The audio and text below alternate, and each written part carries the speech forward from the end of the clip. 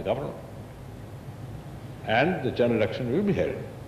The proper time decided by the head of the government of this country. Then one might argue, why is a referendum so bad?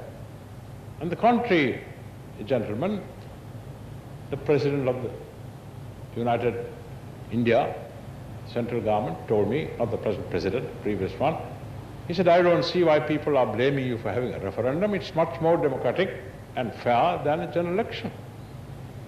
Because a referendum, at least a referendum seeking the change in the election period of the President or of the government, needs a 50% plus one vote. A general election, one can have a two-third majority with less than 50%. As a matter of fact, I have a 5-6 majority in the House with a vote of 51%. Whereas if you had the PR system, I would have had to have 80% of the votes. So a referendum is much more democratic. And it is laid down in the Constitution. Constitution says on certain grounds you can have a referendum. One is if you wish to postpone the period of parliamentary life, of Parliament and of the President.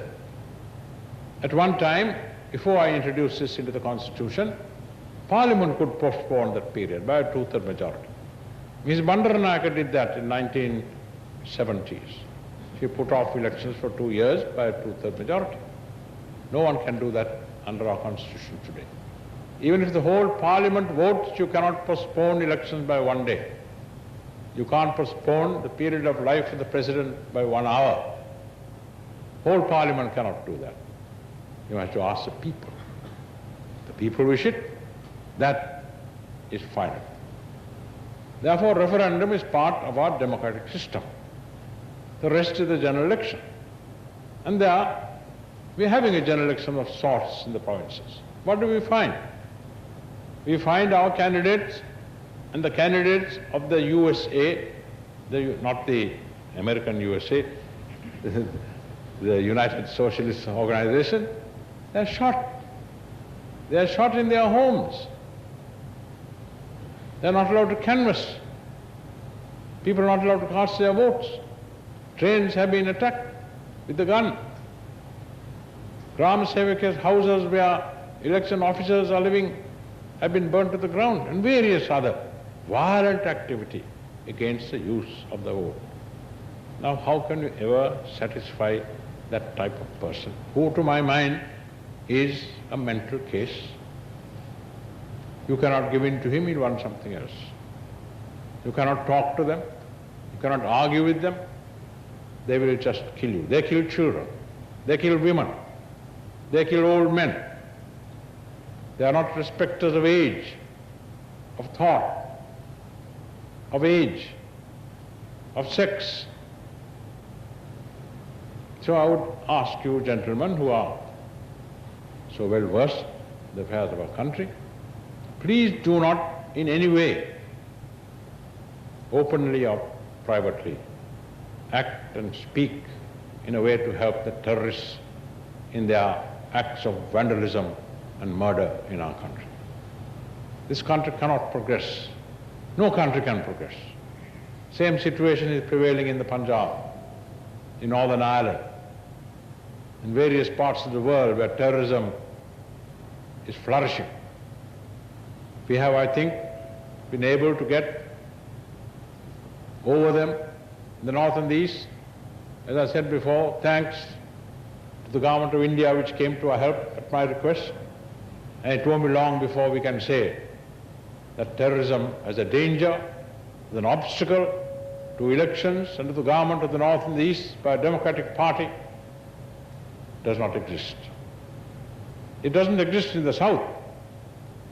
We have not stopped our functioning in any part of Sri Lanka. Elections will be held tomorrow. Results will be announced, and those who win will be in charge of the administration of the southern province, whoever it may be. I'm hoping it will be my party. But terrorism may continue. We may have to live with it for a long time.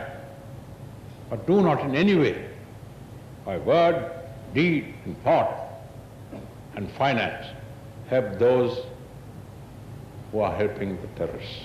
In 1971, for the first time, that terrorism raised its ugly head, and I, as leader of the opposition, offered my fullest cooperation and help, both as a parliamentary party and as a party that has second largest vote in the country, to the government of the day of Mrs. Bandaranaike, to help her to crush an attempt to force her out of office as an elected government.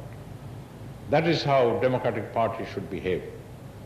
Never help the hand that uses the gun. It will be turned on you as quickly as possible.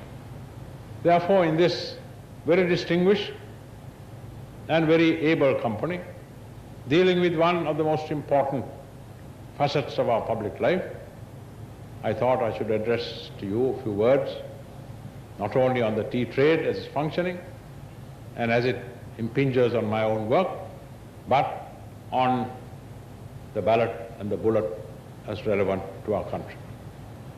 I thought of concluding by saying I think upon myself as a tea plucker, carrying a bag on my back, full not of tea but of the problems of our country.